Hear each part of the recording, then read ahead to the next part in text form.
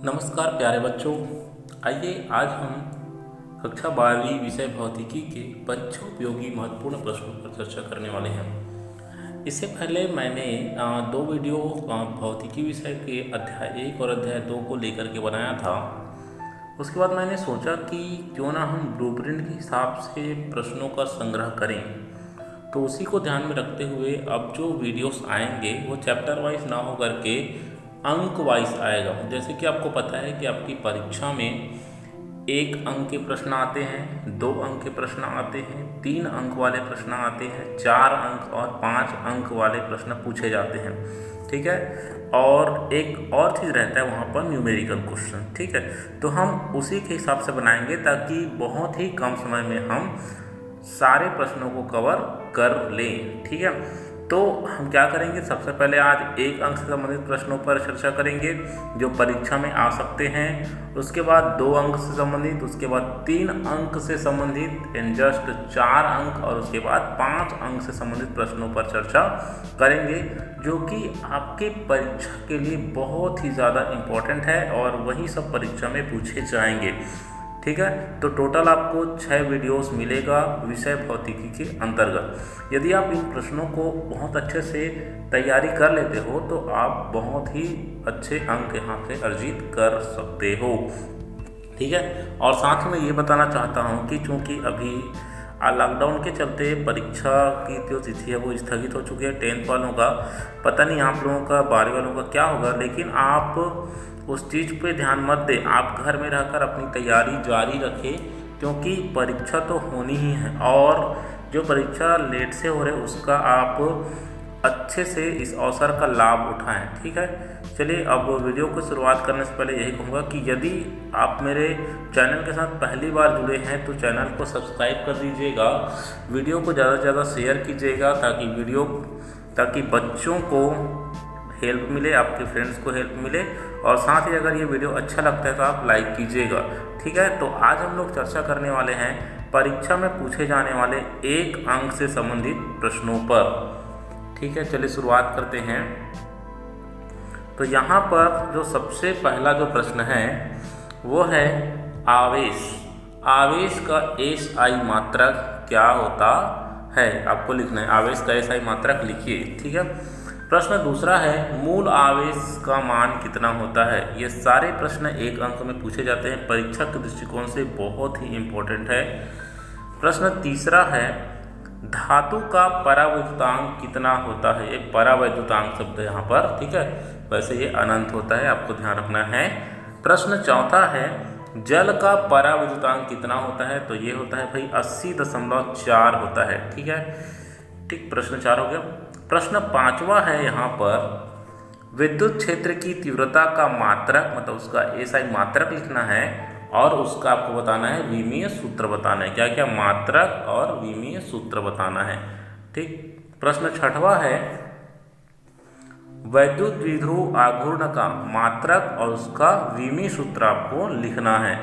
ठीक है, चलिए प्रश्न 7वां है विद्युत फ्लक्स किसे कहते हैं। ये भी परिभाषा आप याद करें इसमें, और इसका जो SI मात्रक है आप इसको अच्छे से करेंगे। ठीक है, चलिए अगले प्रश्न की ओर चलते हैं।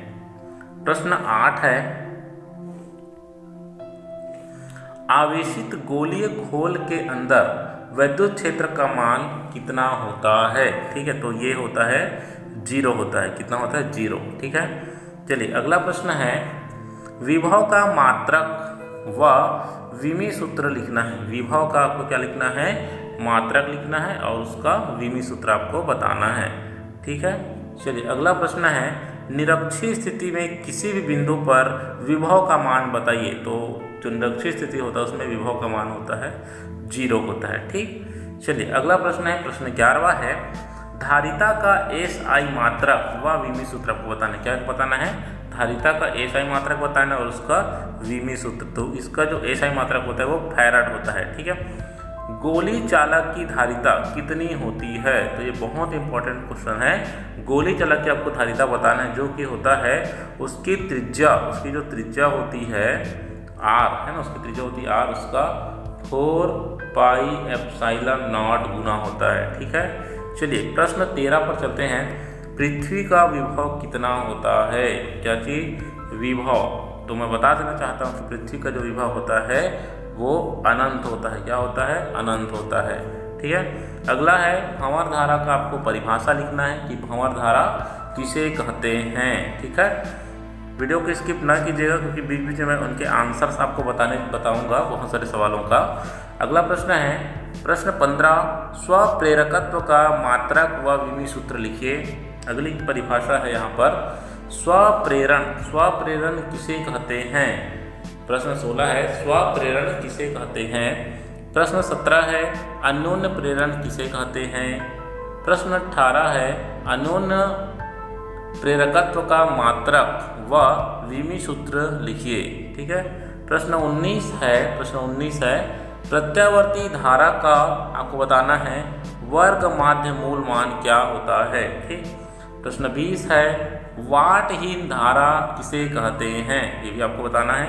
प्रश्न 21 है चोक कुंडली किसे कहते हैं। चोक कुंडली जो होता है हम बता देते हैं कि इसका जो एग्जाम्पल है वो चोक कुंडली जो होता है ट्यूबलाइट वगैरह में लगा होता है। ठीक है। प्रश्न 22 है जो ट्रांसफार्मर है ये ट्रांसफर लिखा हुआ है, ट्रांसफार्मर का क्रोड पटलित बनाए जाते हैं क्यों। अगला प्रश्न है प्रश्न 23 है एक प्रत्यावर्ती धारा 220 वोल्ट की है, उसका शिखर वोल्टता क्या होगी। तो आपको ये बताना है उसकी शिखर वोल्टता। ठीक है। यहाँ पर ये 23 है, ये 24 नंबर जो है ये कोई प्रश्न नहीं है, यहाँ थोड़ा सा मिस्टेक हुई, उससे कोई दिक्कत है नहीं है। अगला प्रश्न है यहाँ पर ये 24 होगा यदि अवतल दर्पण के सम्मुख वस्तु कहाँ पर हो? अनंत पर हो। कहाँ हो? अनंत पर हो। तो मतलब वस्तु अनंत पर हो तो बनने वाले जो प्रतिबिंब है उसकी आपको स्थिति बताना है, उसका प्रतिबिंब का आकार बताना है, उसकी क्या बतानी है? प्रकृति आपको बतानी है। ठीक है। बराबर पढ़ते हैं यदि अवतल दर्पण के सम्मुख वस्तु अनंत पर हो तो बनने वाले प्रतिबिंब की स्थिति, प्रतिबिंब का आकार व प्रकृति आपको बताना है। अगला प्रश्न है उत्तल दर्पण के 2 उपयोग लिखना है। उत्तल दर्पण के 2 उपयोग आपको लिखना है। प्रश्न 27 है उस दर्पण का नाम बताइए जिसमें प्रतिबिंब हमेशा सीधा बनता है वह वस्तु के बराबर बनता है। ठीक है। इसका आंसर है और समतल दर्पण। ठीक। अगला प्रश्न है स्नेल का नियम लिखिए। स्नेल का नियम बताना है अपवर्तन का दूसरा नियम स्नेल का नियम कहलाता है। ठीक है। चलिए अगला प्रश्न है किस रंग के प्रकाश का तरंग दैर्ध्य अधिक होता है। क्या चीज? तरंग दैर्ध्य, वो भी कैसा? अधिक। इसमें आंसर रहेगा लाल रंग। ठीक है। जो रेड होता है, रेड कलर है ना, उसका तरंग दैर्ध्य सबसे अधिक। अगला प्रश्न है पूर्ण आंतरिक परावर्तन किसे कहते हैं। ठीक, ये बताना है। अगला प्रश्न है प्रकाशिक तंतु किसे कहते हैं। प्रश्न 32 यहाँ पर मिस्टेक हुआ तो 31 होगा। अगला प्रश्न है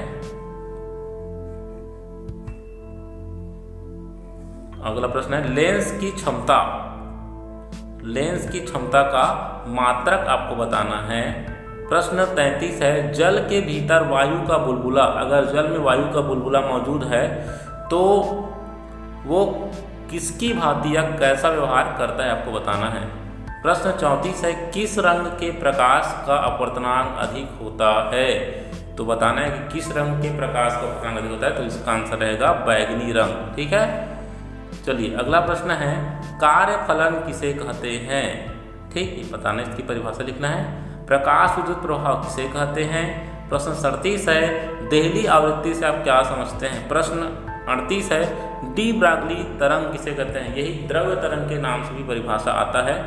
प्रश्न 39 है रोधिका विभव किसे कहते हैं। और प्रश्न 40 है और गेट का बुलियन परिपथ बनाइए, या बुलियन व्यंजक भी पूछा जा सकता है, बुलियन परिपथ या तो फिर बुलियन व्यंजक। तो ये तमाम जो 40 प्रश्न हैं वो आपकी परीक्षा के दृष्टिकोण से बहुत ही इंपॉर्टेंट है। ये अक्सर परीक्षाओं में पूछे गए हैं और परीक्षा में पूछे जा सकते हैं। यदि आप इन प्रश्नों को अच्छे से प्रैक्टिस करते हैं तो 1 अंक से संबंधित प्रश्न आप बहुत अच्छे से बना पाएंगे। ठीक है। तो इस वीडियो को ज़्यादा से ज़्यादा शेयर कीजिएगा, चैनल को सब्सक्राइब करें, वीडियो को लाइक करें और मिलते हैं अगले वीडियो में जिसमें हम प्रश्न 2 अंक से संबंधित, जैसे कि यहाँ पर हमने परीक्षा में पूछे जाने वाले 1 अंक से संबंधित प्रश्नों पर चर्चा किया है। अगले में हम ऐसे प्रश्नों पर विचार करेंगे जो परीक्षा में 2 अंक में पूछे जाएंगे। ठीक है, तो मिलते हैं नेक्स्ट वीडियो में, तब तक के लिए धन्यवाद।